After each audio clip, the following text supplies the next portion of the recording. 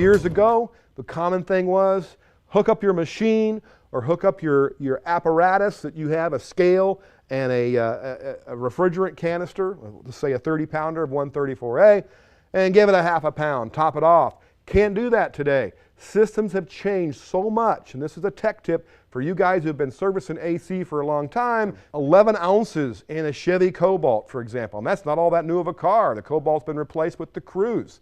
So I don't know, 2009, whenever the last year for the Cobalt was, that was an 11-ounce system. Some little Toyotas, 12, 14 ounces.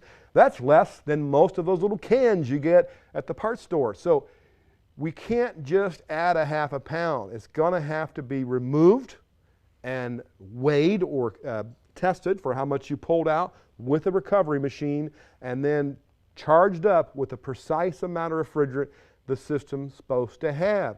Too low of refrigerant, you don't move the oil as well. Too high charge of refrigerant, you don't have the right pressures. You have higher pressure than normal, and that leads to heat. So lack of oil leads to heat.